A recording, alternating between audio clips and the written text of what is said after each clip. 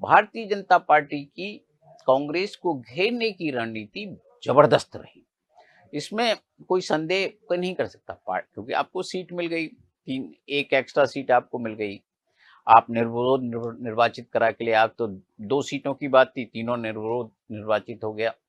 Party यदि जो है बहुमत के सहारे रहती तो फिर कैसे होता? महेश केवट को तीसरी सीट पर नहीं उतारती। यदि उसे लगता है हमारे पास बहुमत नहीं है, ठीक है, अब तो हम नहीं उतारते, महेश केवट को फिर नहीं उतारती। मीनाक्षी नटराजन के नामांकन में हुई चूक को भी अनदेखा कर दिया जाता है। भाई यदि कैंडिडेट नहीं होता तो फिर आप देखते नहीं, आप भी कहते अरे छोड़ो, क्यों जो है, अब उनकी सीट है, उन्होंने ठीक ही भरा होगा।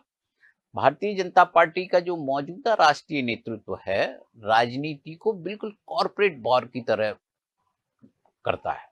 उस तरह की राजनीति नहीं है जो परंपरागत तौर पर राजनीति चलती है कि विपक्ष भी खुश और सत्ता पक्ष भी खुश, ऐसी नहीं है।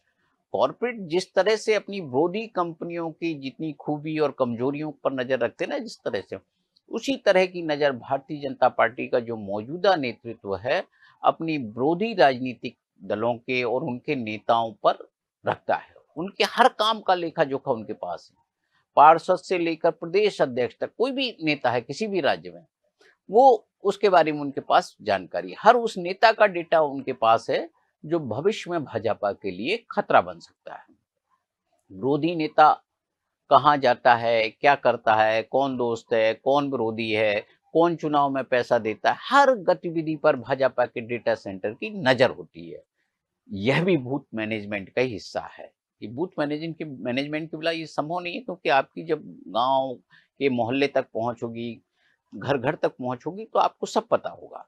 मीनाक्षी नटराजन की भी हर गतिविधि की नजर भाजपा के पास थी। उनका रिकॉर्ड था, नटराजन का पूरा रिकॉर्ड था। इसी रिकॉर्ड से मिलान करने पर ही तेलंगाना का मामला पकड़ में आया।